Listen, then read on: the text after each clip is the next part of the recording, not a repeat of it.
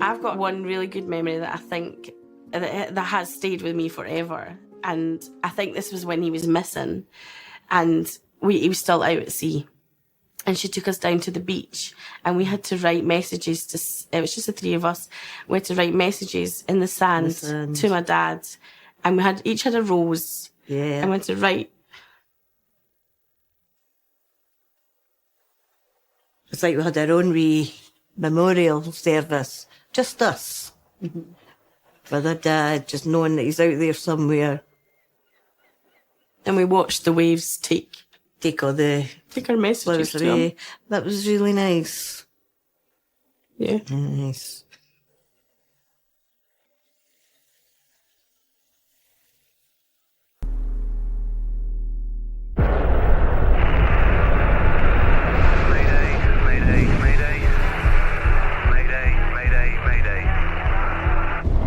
Reports are coming in of an explosion on board an oil rig platform in the North Sea.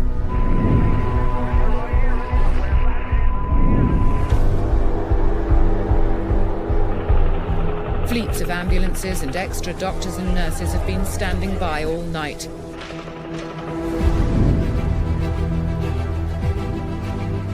Today, questions have been asked about the risks that are being run to produce Britain's oil.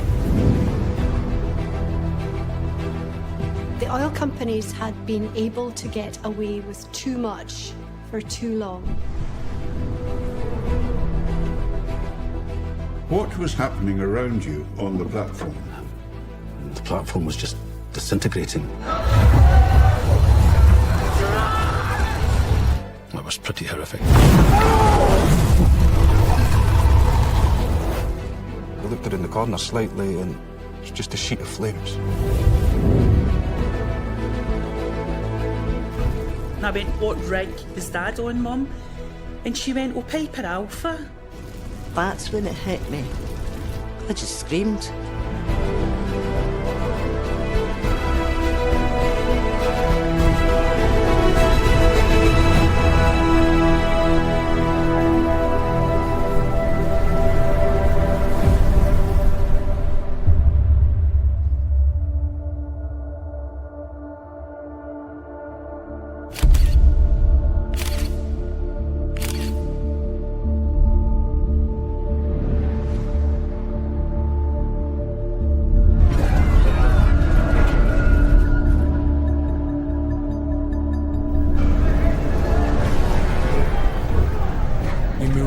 Down to the 68-foot level. There was nowhere else to go.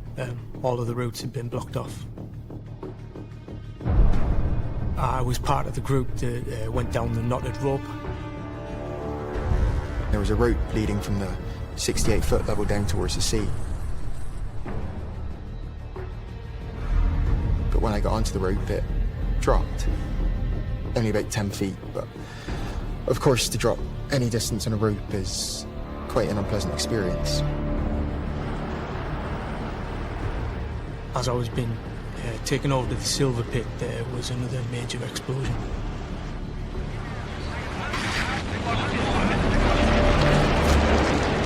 I don't know where it originated from. It was just that big. While you were on the silver pit, do you recall a further large explosion taking place on the platform? Yes, there was a massive explosion a few minutes after. I remember feeling the radiated heat.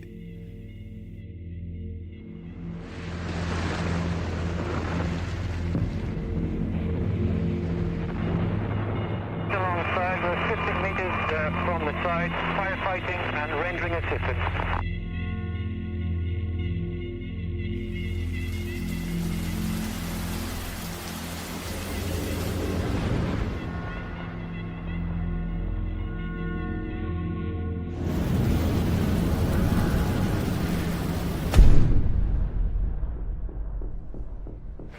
They've no idea how many people are involved around these. Do you know roughly how many people? No idea.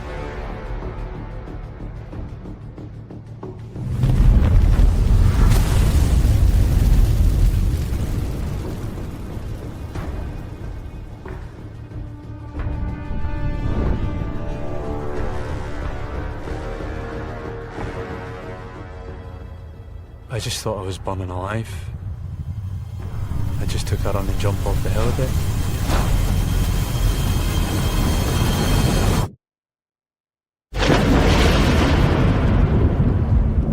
And I remember opening my eyes when I was under the water and looking up. I can't say for sure, but I thought that the water might be on fire. And initially, my life jacket was all twisted, and so I was starting to drown. My boots were actually pulling me under the water, so I had to kick them off as well.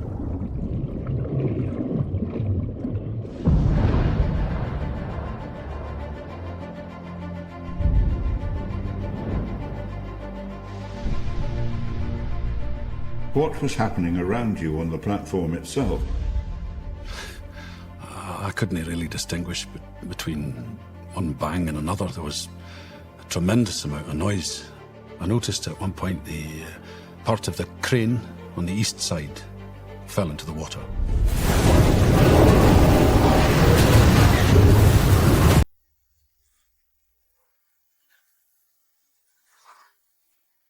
The only way off was to get to the side.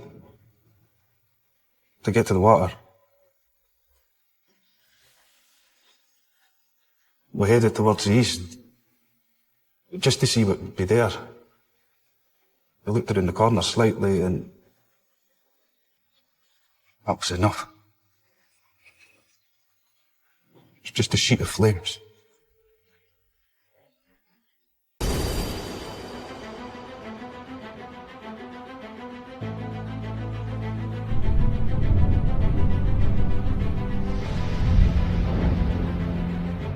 Drilling equipment, blocks of steel, the drill bits, they were being thrown about like matchsticks. You were more or less just huddled there waiting to be hit and hoping it wasn't going to be too bad. We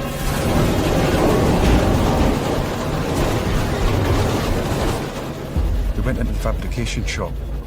We heard a crashing and a banging, which at the time I thought maybe above us. Things starting to fall.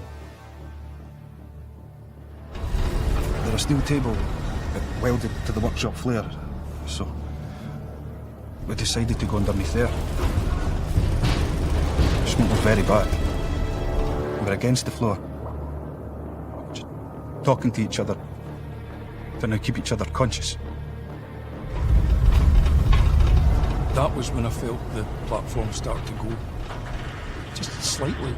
It started to tilt, about maybe 2 or 3 degrees. Then there was another massive explosion. And we were all out the drill store. The pipe deck had gone to 45 degrees by that time. Then we heard the parting of steel, grating noises, and it started to tip over. We thought that was it.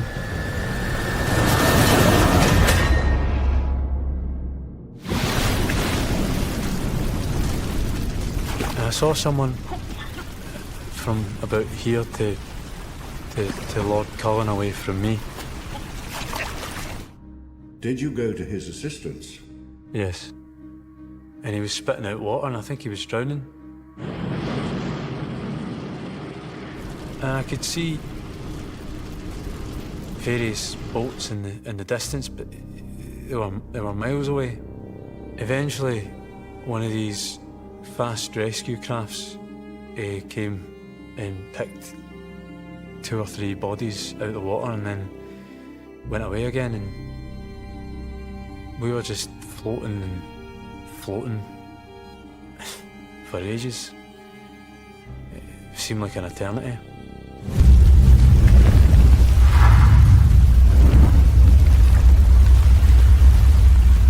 But after a while, that boat, I think, came back and cut its engines, and we both agreed that this was a last attempt to get picked up. So we simultaneously splashed and screamed and shouted to catch its attention. And luckily enough, we were successful, and they came by and picked us up.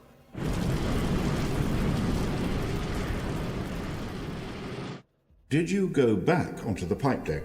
Yes.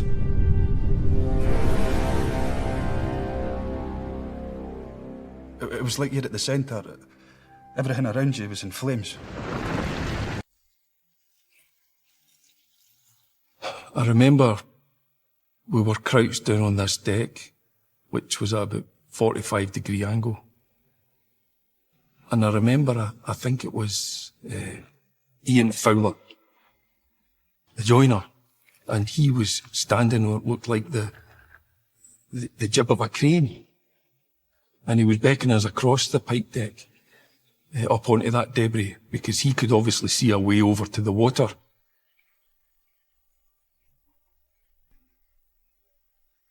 I could see downwards. The sea was on fire slightly. There were flames in the water. I jumped.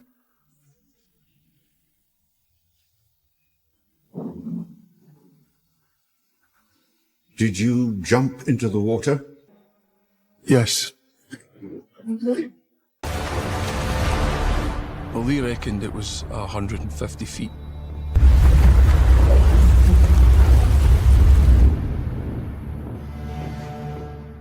There were further explosions, and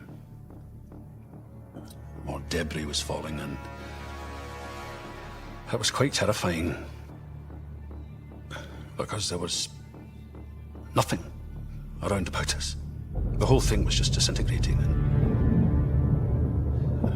we decided we should swim away from the platform.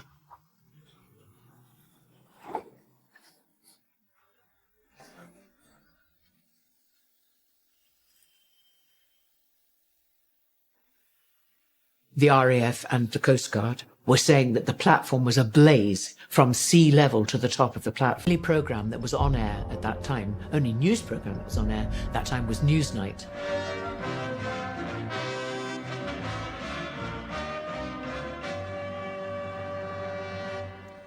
Good evening.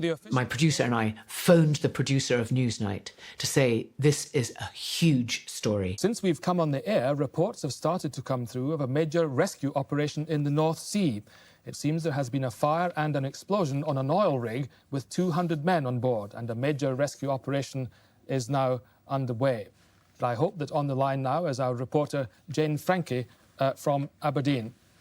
Jane, hello, can you hear me? Yes, Donald, I can.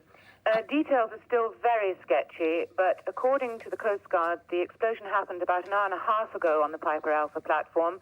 They say that there are men in the water and others still on board. According to the RAF, an emergency evacuation of the platform has been requested by the operators with a view to abandoning the platform altogether. We knew it was huge. I don't think any of us could have guessed how huge.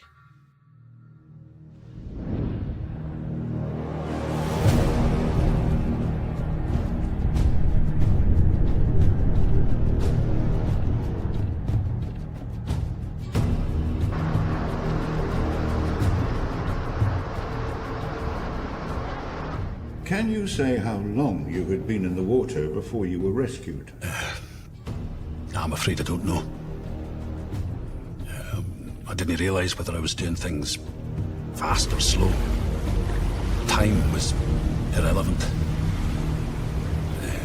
Someone threw a lifeline to me and tied it around my waist, but I was just getting battered up beside the boat. I don't know if it was the emotion of getting rescued, but I lost all power.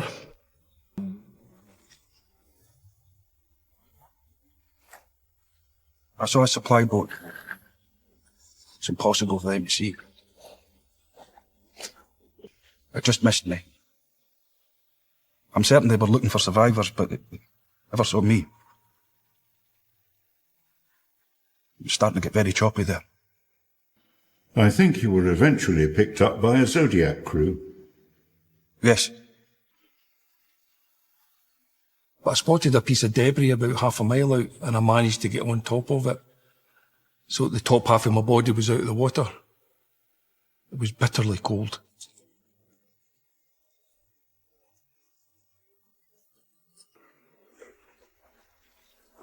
can actually see that the rig is on fire. Stand by for further. I started filming when I could see the platform, or what was the remains of the platform. So we'd be probably about 2 or 3 miles away. Hello, Rescue 138 is on scene. 138, this is Amber Rescue, Roger, on scene, out. Back in 1988, I was making a television series about the RAF Search and Rescue Squadron. I was based at RAF Lossiemouth in North Scotland. Bloody hell, it's very on fire, isn't it?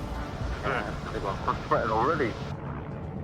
The fire was so intense that my film couldn't expose the correct temperature of the fire. Everything was going white. It was so intense, and the heat was tremendous. We could feel the side of the fuselage getting hotter and hotter as we got nearer and nearer to the platform.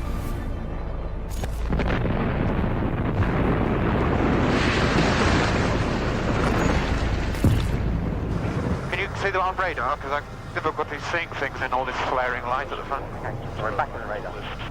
You can stay on radar, Pat. Yeah, okay. It's bloody bright, isn't it? And I could see parts of the platform collapsing into the sea. Right, there she goes. It's certainly collapsing. I saw one section of it, was quite a big chunk, sliding into the water, and I believe now that that was the accommodation platform. It was apocalyptic. It was unbelievable.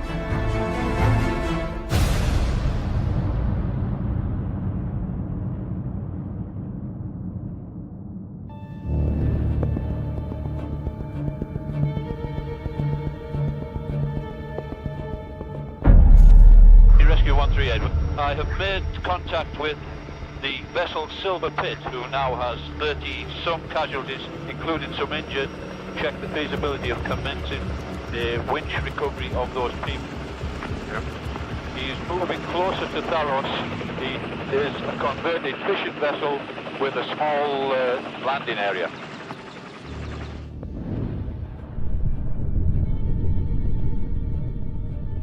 It surprises me when I think back just how well the survivors performed. The dive team assisted in looking after people who had survived the disaster on the Silver Pit. My job was to coordinate, and the divers did a great deal of legwork. Right one. Steady, they have it. There was difficulty experienced in putting these people into stretchers. The high line is still attached. If you'd like to move left and back. Okay. I can tell you, it was extremely difficult to maneuver these people, given the nature of their injuries. It was quite horrific. Now, stop waiting for hospital. Okay, it's full on board. They're back behind, up and away. Yeah, you'll be fine now. Thank you. And signified. Arriving on Tharos, it was like a field hospital in wartime, basically. Stuff in here, medic stuff or paramedic stuff in the cinema. More and more were arriving every few minutes. To be bringing them in on stretchers or helping people that couldn't walk in. Some guys were just carrying other men with them.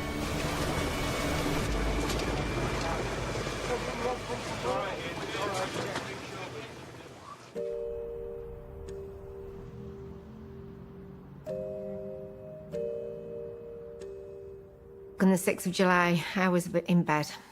I was in bed asleep, as I think we all were. My aunties were driving home from an evening out, and it came up on the news, on the radio, that there'd been an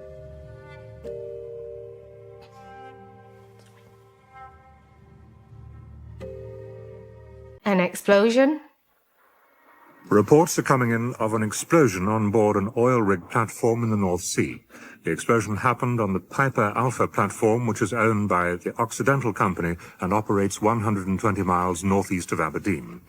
My auntie clearly knew that that was Dad's rig, She'd contacted one of my dad's brothers, and Uncle Mike had said, well, there's no point waking Mum up for us to just sit and watch, what's going on.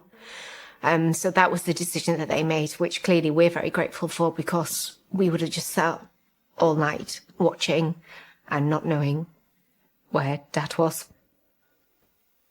Were you later taken from the Silver Pit by helicopter to the Tharos? Yes. I was given some medical attention there. I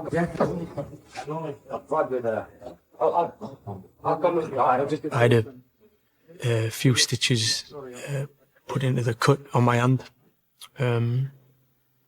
They thought something had gone into my hip, but the bone, fortunately, the bone had stopped anything, and the bone was not broken or anything. How bad is this incident, in your opinion? Tragic. I'm not sure the number of casualties. I believe it's about 150 casualties, but I'm not sure yet. I haven't got the full numbers.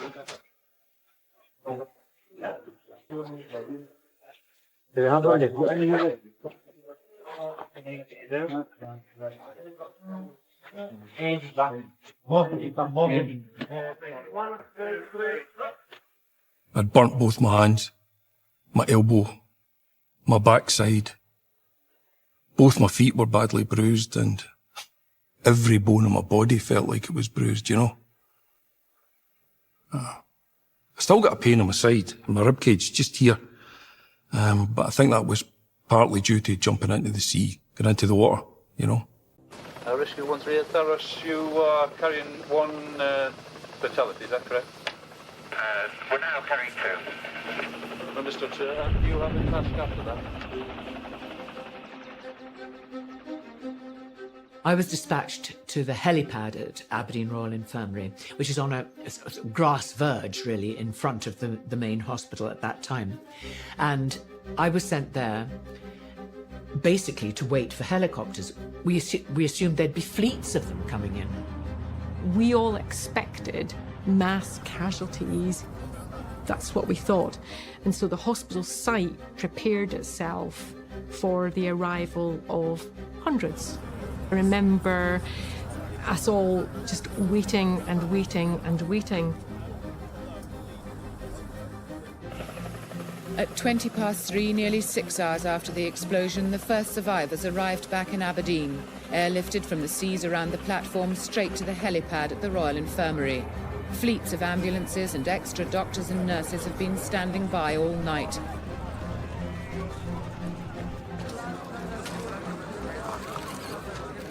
I almost didn't hear the helicopters anymore because I'm so focused on what I was doing. I remember this figure. Grey, absolutely grey, eyes in shock, but he was walking, and it was Bob Ballantyne. Later, were you taken to the Royal Infirmary at Aberdeen? That's correct. Did you sustain some injury? I had burns to my face and the tinnitus. So I woke up on the morning of the 7th to the doorbell ringing. I got up to answer the intercom, and it was the police on the other end. And I let them in, and they said that there had been an incident offshore, and that Bob was okay, so not to worry, he was fine. And that I could probably go and get him from the hospital. I was in such a daze, I really had no idea what they were actually telling me. So we arrived at the hospital. Felt like that was kind of chaotic. There were people everywhere, had no idea how to find Bob, nobody could tell us anything.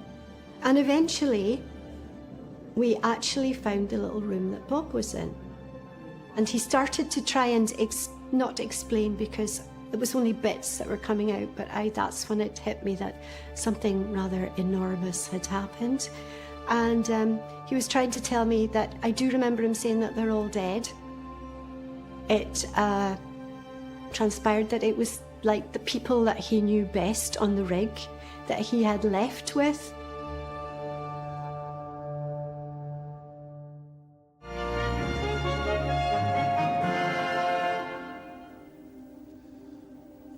It's 7 o'clock on Thursday, the 7th of July, and this is the BBC's Breakfast Time programme. A very good morning to you. Today's main story. 192 people are still missing after the explosion late last night on an oil platform in the North Sea. 232 people were working on the Piper Alpha platform when the explosion happened. The cause isn't yet known. And I went, Piper Alpha, that name doesn't sound familiar. Our reporter in Aberdeen, Jane Frankie, has been to the hospital, and possibly we can link up with Jane now. Jane, good morning, are you there? Good morning, yes I am. A distressing scene at the hospital. What is the latest from there? Well, it really hasn't changed much. The situation hasn't changed much. There have been 7 helicopters in now who've brought in 27 men. 16 of them have been detained and 1 is serious. So phoned home. My mum came to the phone. I went, what rig is Dad on, Mum? And she went, oh, Piper Alpha. And I went, turn on the telly. And she went, what's up? I went, Mum, it's blew up. And Piper Alpha's like on fire. Do you have any indication yet of the extent or seriousness of the injuries at the hospital? They all looked like burns. Those on the stretchers looked very seriously injured. They were completely covered from head to toe. Some of them were on drips as they were carried out of the helicopters. And then the phone just got hung up. And my uncle was standing at my side and he's going. And I went, Piper Alpha's blew up. My dad's on it. And he went, well, there's nothing we can do about it just now. We'll need to get to our work. He was clearly in shock as well. I can see that with hindsight. I went, but we don't know if he's alive or dead. Obviously, the picture very confused still. We'll come back to you as soon as we have any more information. For the time being, thank you very much indeed. Let me tell you that people concerned about relatives on board the Piper Alpha production platform in the North Sea should ring this telephone number. It's 0224 64.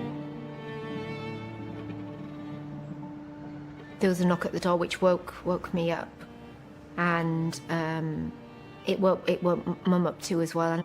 And Mum walked past my room to the hall to answer the door to Uncle Mike, and I heard a conversation, kind of muffled conversation, and then I just remember my mum making a noise which I won't forget. Kind of a massive intake of breath. And I thought, oh gosh, that's unusual, what's going on? And I just walked down the corridor and I said, what's wrong? What's going on? And Uncle Mike just looked at me and said, your dad's oil rig's on fire, Rachel. And he's been missing all night.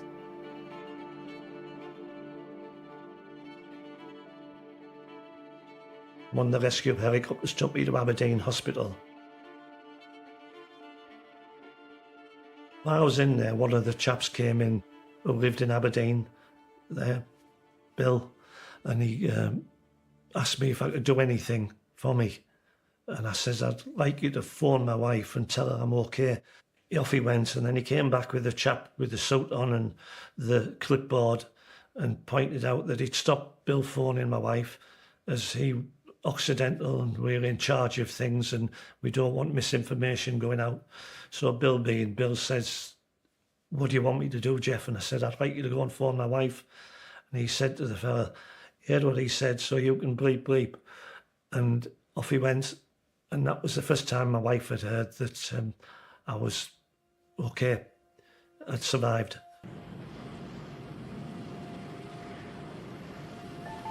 It's possibly one of the biggest ever explosions in the North Sea. It is almost certainly one of the biggest rescue operations. 21 ships are out there, 11 helicopters.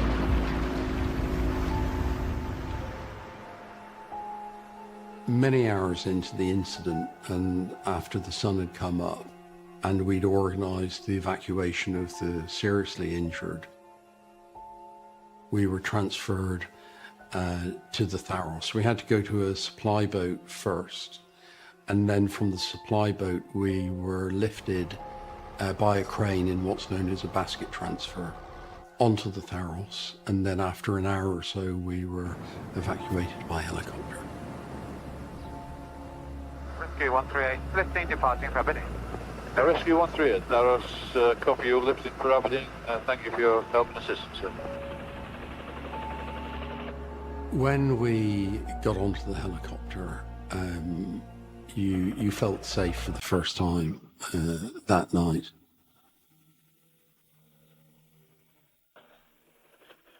I remember when we approached the land that it just looked beautiful. It looked green. You could smell the land, actually, and it was a remarkable sensation. So, for me at least, there was this heightened sense of perception, which presumably is just to do with survival and how you might react to it.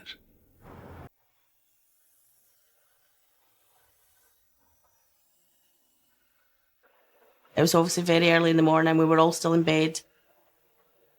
I heard the phone because when my dad was offshore, I was the ears of the house then, you know, because my mum was deaf. I got up and answered the phone, and there was a lady there saying, "Can you wake your mummy up? Can you wake your mummy up?" So I thought, right, I got up, and it was a family member, and she says, "Fiona," she says, "there's been an explosion on the rigs in the North Sea." And I thought, there's hundreds of rigs out there. It's okay. I went downstairs and I put the telly on, and that's when I seen explosion, and I seen between 80 odds and 100 men missing. That's when it hit me. And it was like somebody, I just screamed. Two policemen came to the door to tell me that Frank's probably missing. And after that, we would just watch the telly, we waited to see all the survivors coming off, and we were wanting to see if he was one of them. And the more time went on, you just knew he wasn't coming home. You just knew it.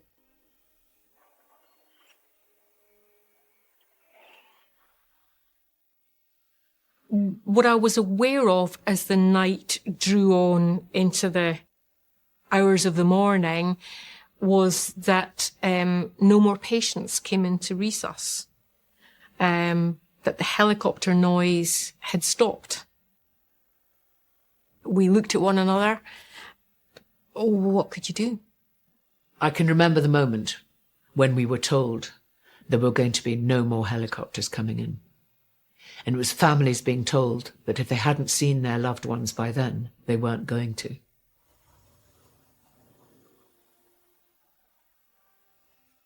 The knowledge that their fathers, husbands and sons were in a dangerous profession makes no difference now. There have been tears and terrible distress here today, and the industry on which this city depends is in mourning.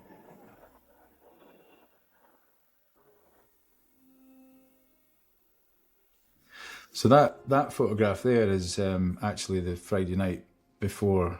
So that's what, Friday, Saturday, Sunday, Monday, Tuesday. It's 5 days before he died. And it was a kind of farewell party or a good luck party for me going down to the army. So I was 18 and a half and he was, 41 then. And my dad and my mum took me up to Edinburgh Waverley. And yeah, my dad shook my hand. I remember him shaking my hand and saying, "Go to it." In 1988, my father, David Gorman, was subcontracted to Piper Alpha.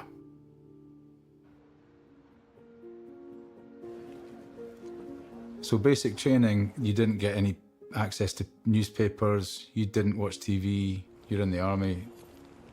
It was my lieutenant, my commanding officer came in and said, you have to go home now. So they gave me a train warrant and took me to Darlington train station in a Land Rover and just dropped me off. Of course, I'm still none the wiser to what's going on, and I'm really confused about why I'm being sent home, and really confused about what I don't really understand what's happening. So I went into the newsagent to buy a can of Coke and a Mars bar or something, and the papers were just covered. Metal sticking out of the sea, headlines reporting of the amount of people that had died.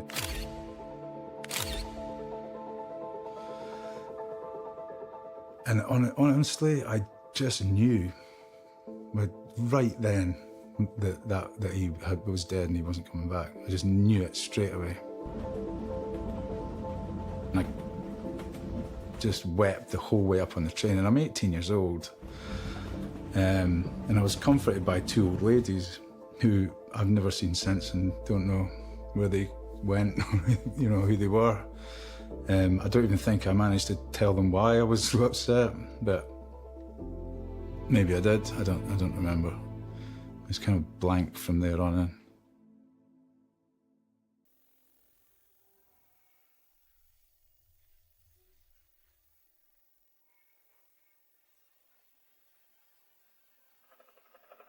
A fleet of warships and oil supply boats and helicopters are still combing the sea 120 miles northeast of Aberdeen, but hopes of finding survivors are fading.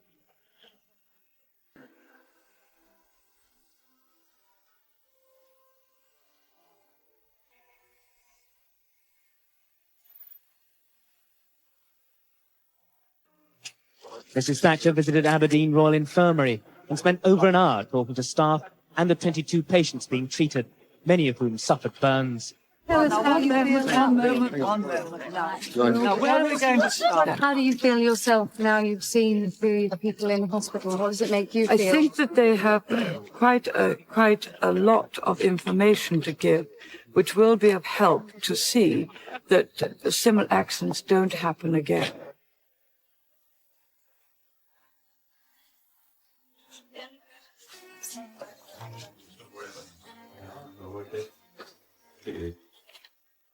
The first recollection I have of seeing my dad was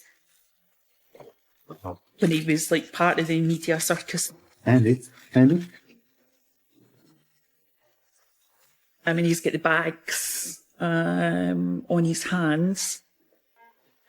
And I hadn't had the opportunity to speak to him at this point. So I was seeing my dad along with everybody else in the world, if you like, on the telly, which was bizarre.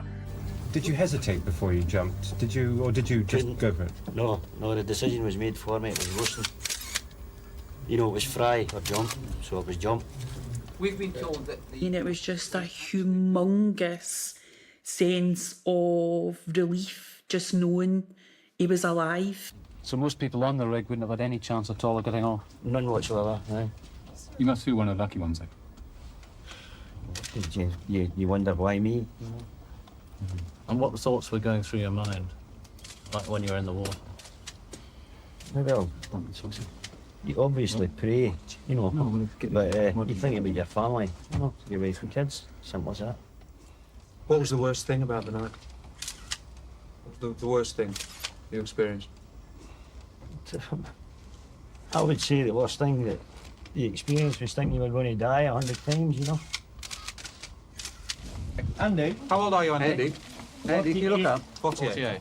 Andy, can you look up here? Andy, what did you do on the rig? What was your job?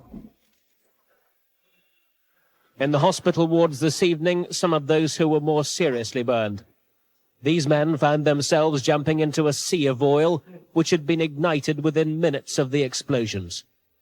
Their injuries will take many months, if not years, to heal.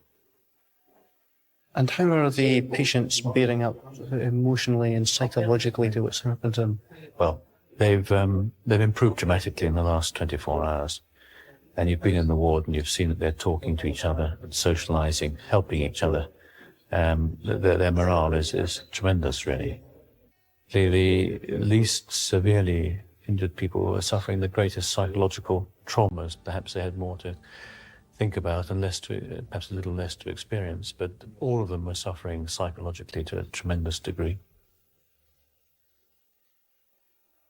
Mark Reed's one of the few to escape the choking smoke and confusion of Piper Alpha. It was only when my wife brought my wee baby boy up to me yesterday that emotionally, for the first time, I realised what had happened, and I was one of the lucky ones, you know. She just walked through the door with him, you know, and excuse me, I can't hold back the tears, and she just put him there, and then I realised that I was one of the lucky ones, because I know there'll probably be a few wives watching just now that I'm so lucky.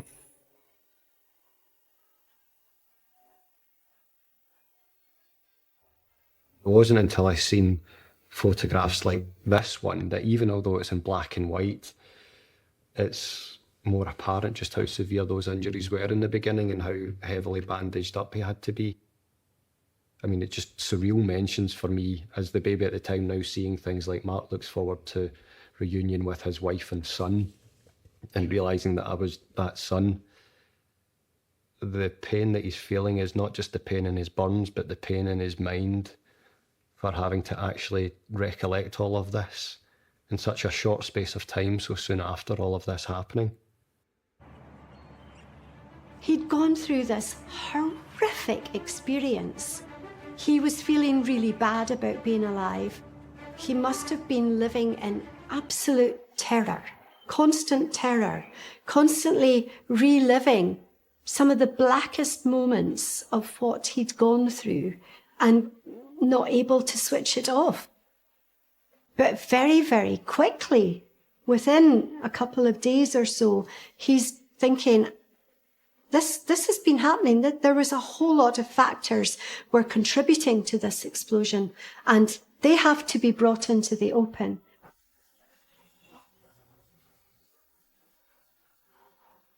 These oil men need a drink to unwind, much more than usual. The talk is of friends they've lost. The tragedy, they say, touches everyone in or close to the industry. Before Piper Alpha, for many people, the fear had been growing that something like this might happen. There was pressure to maximise production, work harder. Most in the bar felt too many accidents were still happening. Let's get the work done. To hell with safety, that's what happens out there, okay? There was anger at the industry more generally, not just Oxy, because they were simply one player among several. 300 miles south of Piper Alpha, 100 men have resigned from their jobs on 3 gas platforms. They say they're worried about safety standards. The case, particularly what happened yesterday concerning the 160 men that lost their lives, that something has to be done concerning safety. Before its destruction, the Piper field was producing about 125,000 barrels a day, worth about £1.5 million. But that, unlike the human loss, is recoverable. Today has shown what a high price can be paid for the oil which is keeping our economy going. The men sum up morale on the North Sea quite simply. Very low. I think a lot of people will be looking whether they'll go back offshore.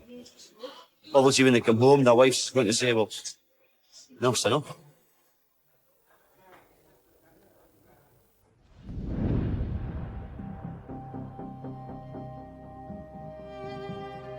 Another survivor's wife, another problem. Everyone, say the social work team who've been working round the clock, is different.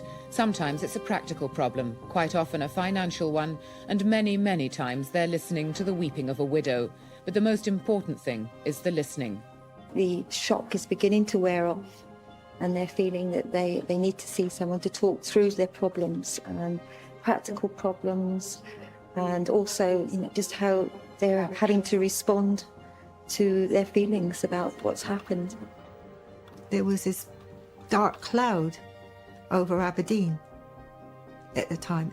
Everyone you met, they had some sort of connection, and they often saw that as that they wanted to tell you about their connection and their distress, because there was an awful lot of distress.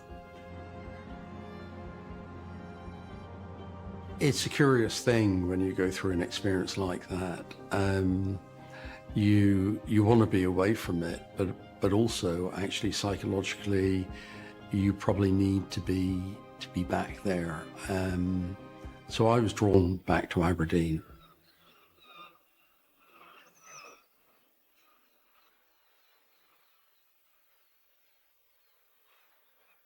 And I'd heard that the social services had opened a thing called the Piper Outreach. I didn't really know what it was, to be honest, so I just found out where they were and showed up at their address. I believe I was the first person to walk in their door. And it was run by a really wonderful woman called Anne Bone. We are having to cope with demands for visits. People are in such distress that they wish to see somebody straight away. Then we had the survivors they wanted to meet, so we set up survivors meetings.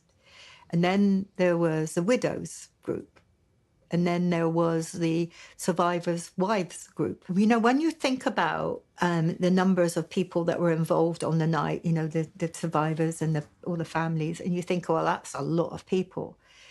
But what I don't think people realise that is just that's like throwing a stone into a water and the ripple effects. There's so many people were affected by Piper. I was 29, Frank was 33. Had his whole life ahead of him. Missed a lot of things out, girls' weddings, all his grandkids. Oh, but it was horrendous. It's just that your mind plays silly tricks when you're grieving and you're in shock. Okay? Maybe he's waiting for me somewhere and he'll phone me and we'll all join him. I think it's just in your mind you're hoping. You're hoping that he's okay somewhere.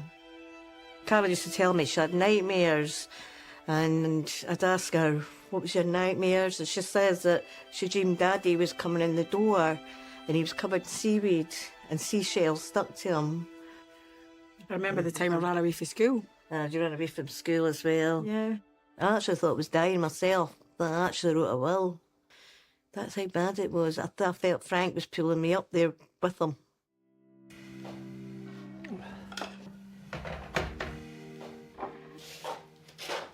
Dad got home.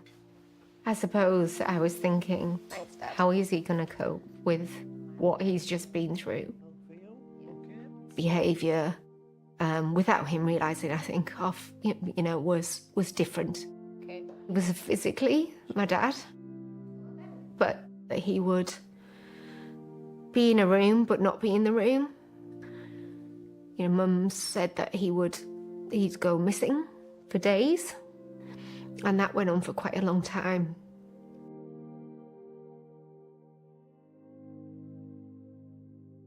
And Mum just tried to keep it all together for us all. And she did. It was down to my mum. Sorry. Yeah, sorry.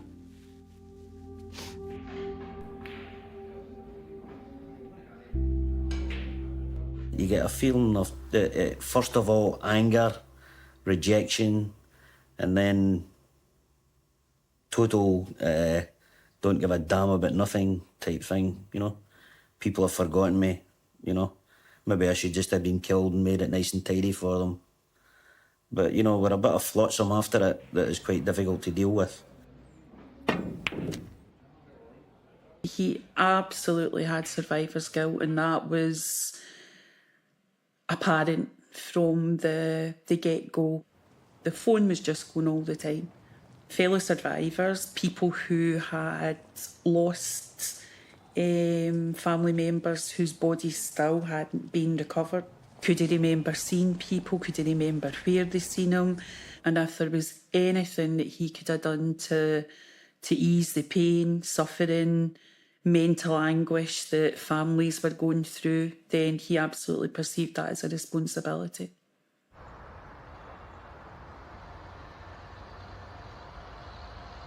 One of the thoughts that we had, which was it might be helpful if we put a sort of newsletter together. I think at the end we were nearly 1,000 people that we would send it out to. We decided that we would try and link with children. I remember writing this. The children of all the families, we used to be able to send in our letters, and we used to get to read other children's stories in these letters. And this was my letter. My daddy was on Piper Alpha. Somebody phoned my mum when we were sleeping. My mum was crying, so was I. And my sister. I miss him a lot. I loved him very much. That night my nana and my mum said to me my daddy will be home on a boat, but he wasn't.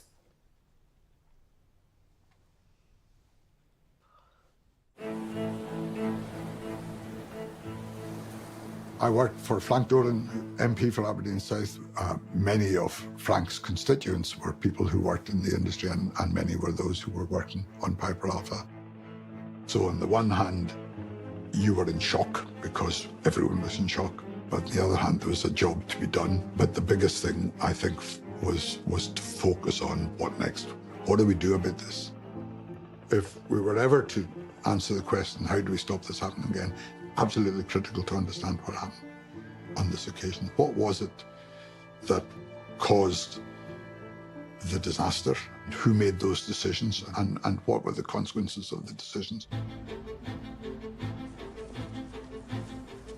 The Energy Secretary emerged from today's cabinet meeting saying there would be a deep and very far-reaching public inquiry into the Piper Alpha disaster. Nearly 30,000 people work in the United Kingdom sector of the North Sea. They and their families have the right to expect the fullest possible investigation. What can you offer the families of the many thousands of people whose loved ones work in the North Sea oil industry? What can you offer them tonight to assuage their worries? A determination to get to the bottom of this if we can, to learn from it what we can, and to make sure so far as we can that it doesn't happen again. Does the responsibility for safety on those platforms ultimately rest at your door? It rests ultimately with the operator. It is the operator who is responsible for safety.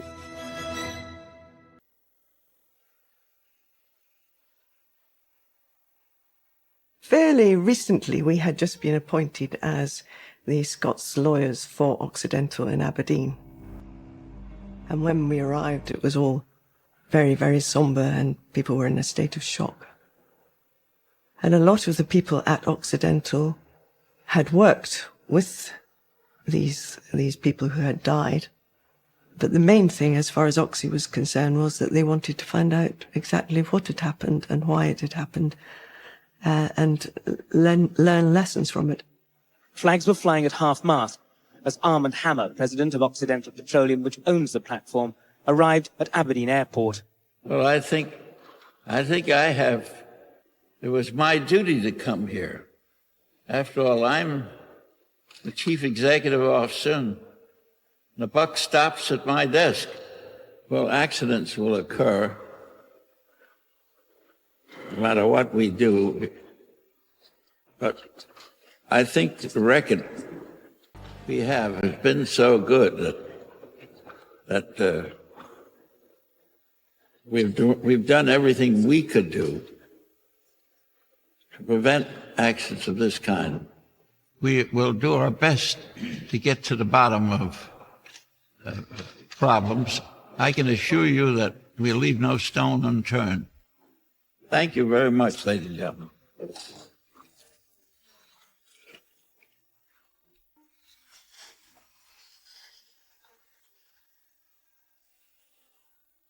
People, particularly the survivors, and indeed the bereaved relatives, were trying to find out what went wrong. There were, you can imagine, there were all sorts of conspiracy theories and things like that going around, but something had clearly gone catastrophically wrong. 6 weeks after the Piper Alpha disaster, there are increasing fears that the truth about safety aboard may never be established.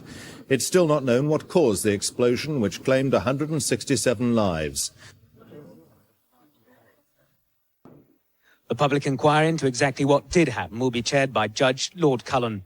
He'll also try to find ways of preventing such a disaster ever happening again. I think people were hopeful that this would be a way they would find out what had happened to their loved one. They were hopeful that this would mean that they would get answers to questions that were why it happened. I mean, the way the inquiry was set up was that each of the survivors were subpoenaed really to come along and give their story, their experience on the night. And so that was quite daunting because they felt very responsible to get it right. Despite the distress the inquiry may bring to survivors and families, no one denies their evidence must be heard. When you witness something like that, of course it's going to have a very powerful effect on you. I mean, I saw some really awful things. Fortunately for me, I was able to engage in a carefully projected fury. When it came to the public inquiry, I was very keen to say some things. I was very keen to say some things about the industry in a wider sense, not just about Piper Alpha. It's been part of a personal obsession, and the only way in which I've been able to live my life is to turn that obsession into a stand. As a run-up to the inquiry starting, there were some families and some individuals that felt quite strongly that the families and the survivors and those that had died would get some form of justice, that this would bring answers.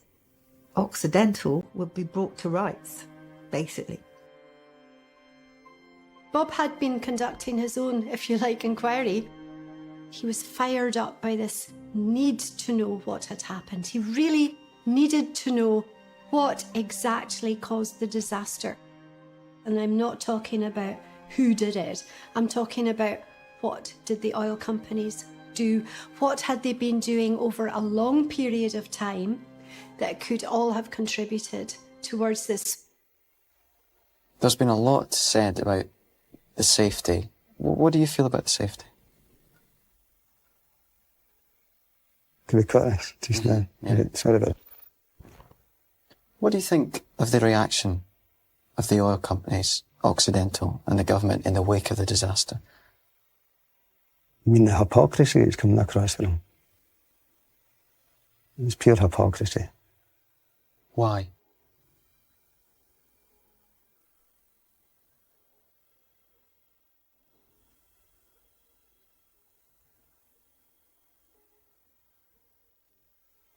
Because there's an awful lot of money there. And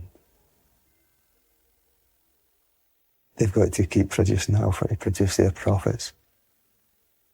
And it's profits before people.